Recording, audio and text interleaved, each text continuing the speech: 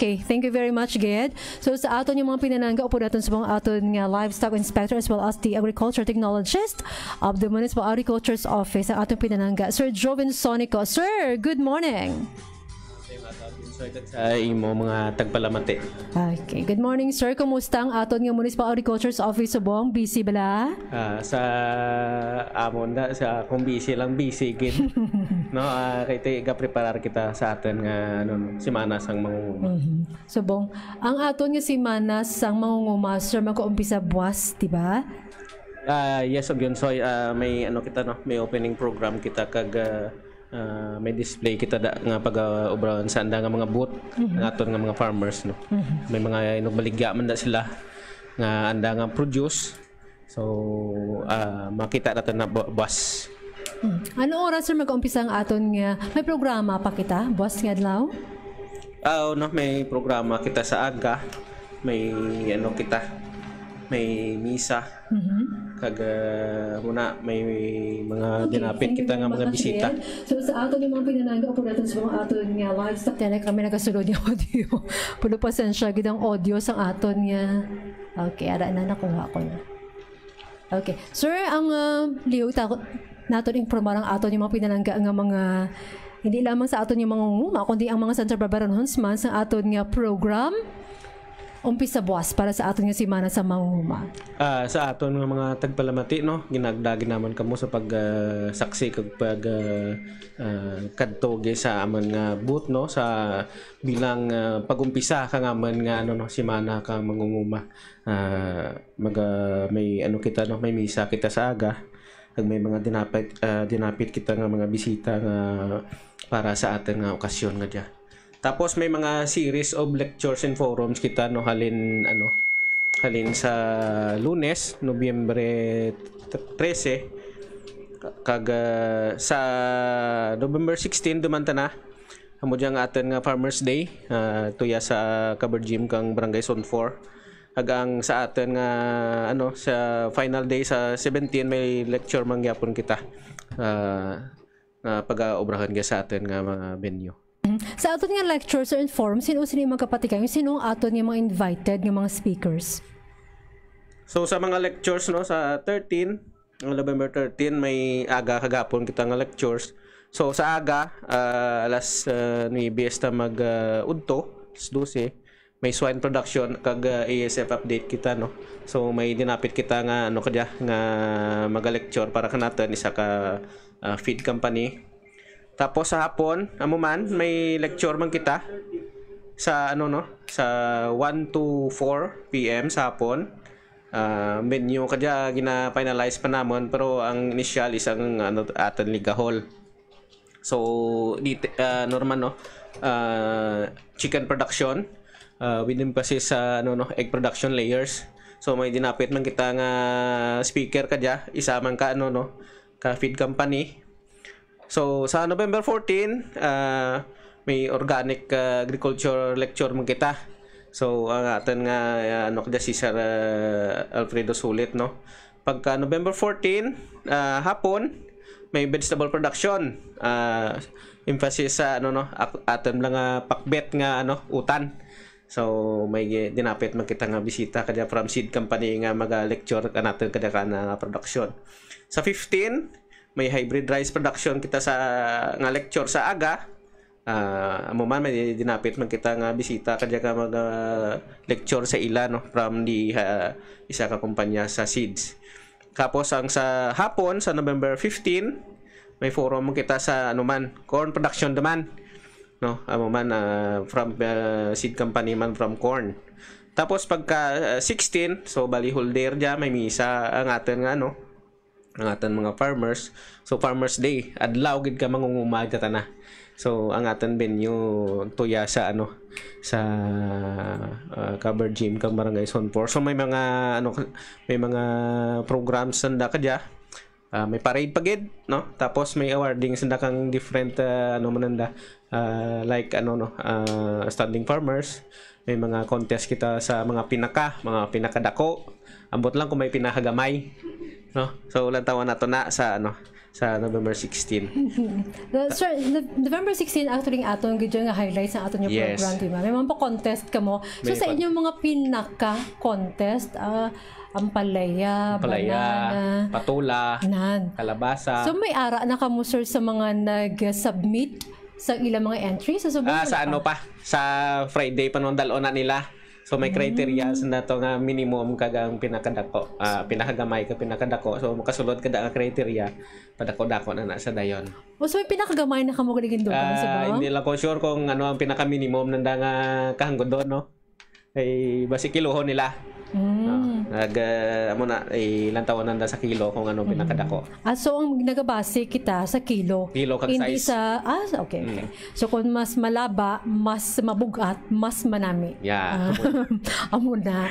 So pinaka-contest. Ano kanina sir oras hapon no? Sa hapon na ni Guro, nila nga ano, ang ilang during the ano na program na nila Guro. Kada mo sa inyong mga aktibidades sa sa inyong simana sa aton gali.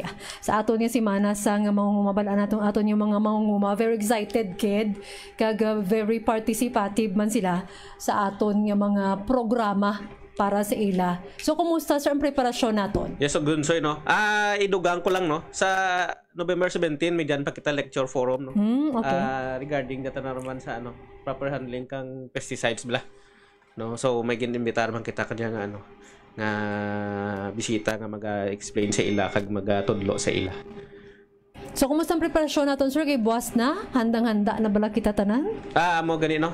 Tulad nagabira-bira sa daton mga FAs to no, Farmers Association kapag ubrahan handa nga no. Abot kagang handa nga displayhan kang handa nga mga produkto nga inog baligya. So kahapon tani garing kita hindi gid mayadan chimpo daw na delay sila. So tulad gabira double time sa nagid to pag ubra nila kaila nga ano kiosk. So segue lang naton sir no, hindi lang sa aton nga simana sa mangunguma. Kumusta hon talang gali sa buong status ang aton nga mga kaumahan with regards sa aton nga livestock ay mo na siyang focus mo sir, di ba? Oo.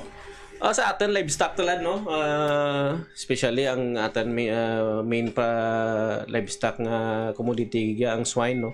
So gamahal kag nagagamay man aton ano stock tulad. So ang live weight aton tulad naga 220 dan. So kagangatan nga ano no nga pork o kon karne diyan sa 380 pasaka.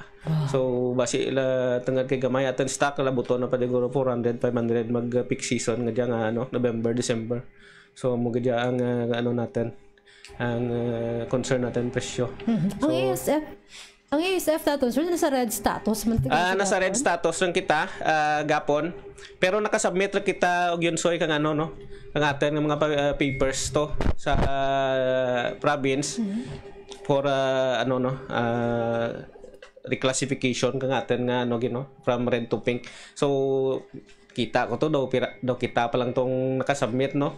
So at least ato yan nato na plastada nakaplastada ta ready kita for ano sentineling para pagin nubo pagin dato yung classification sa red. So ready naman to tanan nga papeles natin. Actually napasar natin. Okay, hopefully sir kung mag-ayo ng ating status magnubo naman ang presyo sa baboy. Hopefully no kay para makapasulad kita kang ano kang mga breeder materials natin bla. Maka paano kita maka restart naman ka atin nga repopulation.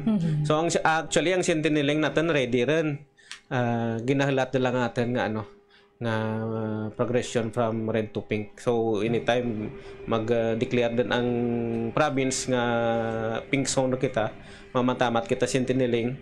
Tapos sentineling progress naman kita from pink to yellow. So to ano ra kita actually daw mga 50 to 80% maka ano ra kita ka repopulation natin. So baluban tama yan sir, sa bunga tuig makapa-pink status kita yan? Amo gina ng target. Hopefully November nga dyan, no? Amo gina ang ginano natin. Kay ang isa natin concern ka dyan. Kay ang breeder farm nga giya sa gintukod kang DA giya ka natin sa Banwa ka Santa Barbara is ready rin para magpasilad ka anda breeders. So ang classification na lang ang kulang. So ginahalat pa ang iban Banwa, may deadline to talad kahapon gali. So fully nakapasar man to iban ang mga banwa nga nag-red. So tani maka ano kita no, maka transition na kita within this month. Sir, may namangkot bala sa akon, kumusta galing aton nga rabies naton nga vaccination? Ang rabies natin nga vaccination natapos no ang aton nga mass vaccination. Actually magapreparar naman kita for the next year. Actually nagmando to si Mayor nga mabakal kita vaccine in preparation for next year nga program naman no. So ato na hopefully by January maka-start naman kita.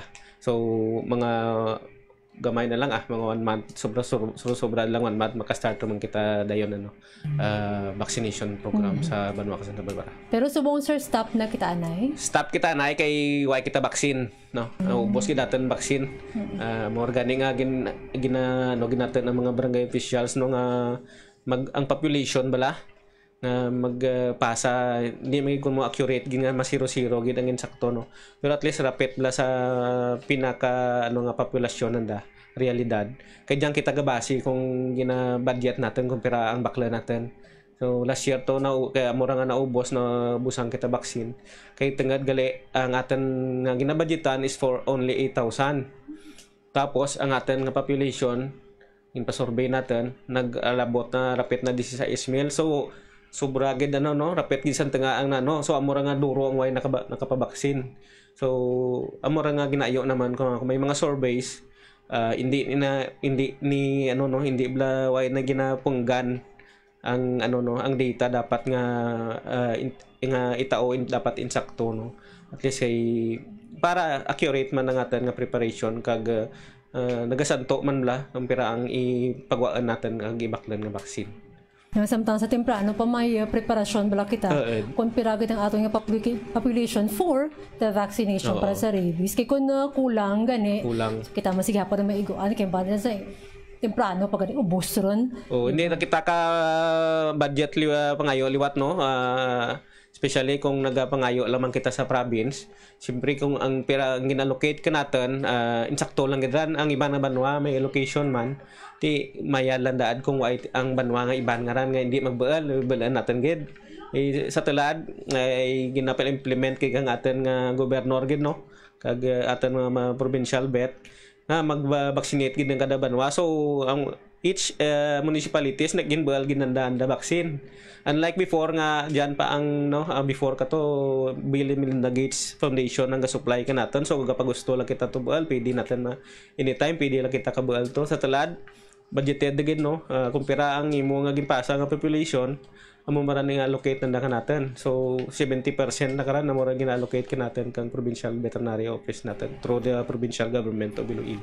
So 70% na 30% na rin sa aton. Sa alin sa atin. Tapos may gamay pagin nga counterpart from the barangays no. So dapat may share man ng barangay no, hindi man nga atin lang tanan kay para ma-reach natin man ang 70% nga no. At least 70% nga vaccination kang dog natin sa may Banwa Santa Barbara.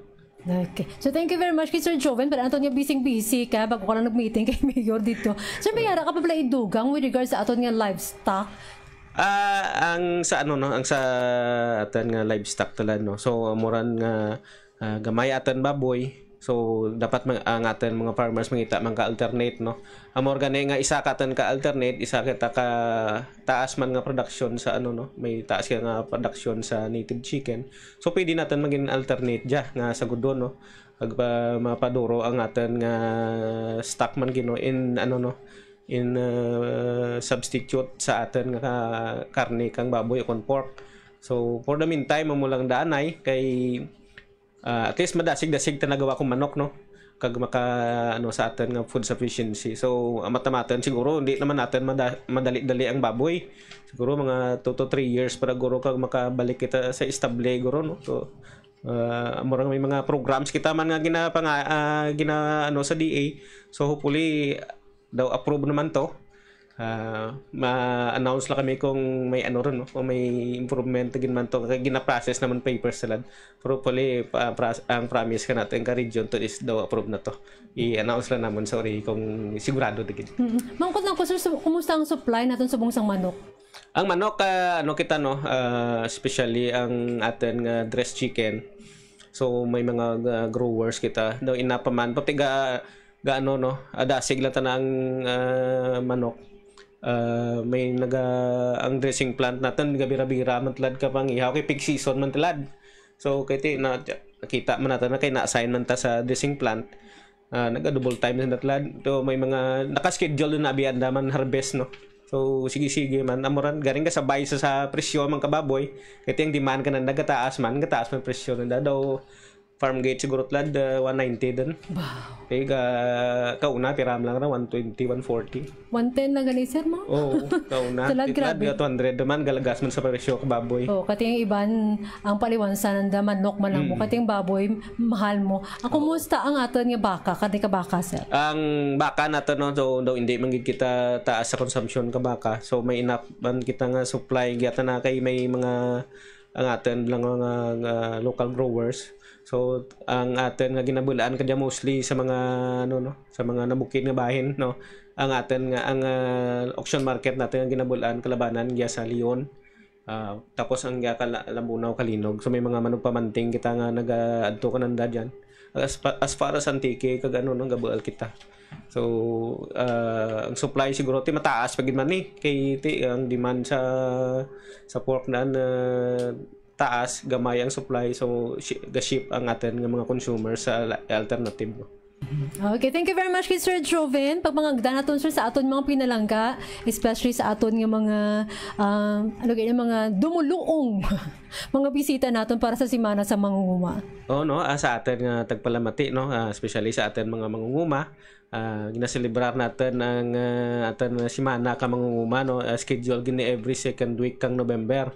So may mga programs kag activities kita, so ginambitar gid kamo namon nga magtambong kag magpamakal man no sa aton mga locally produced nga mga utan diyan no, nga gina-display kang atin nga i-promote natin ang local kag so may series of lectures na normal naman diya sa atin ng mga technicians kung sino pang imbitaran nga mga concern nga mga farmers para mapahibalo kag mapa-improve pagid ang anda nga ihibalo sa para production ka na sari-sari nga nga mga commodity sa may sa may banwa sa Nababara.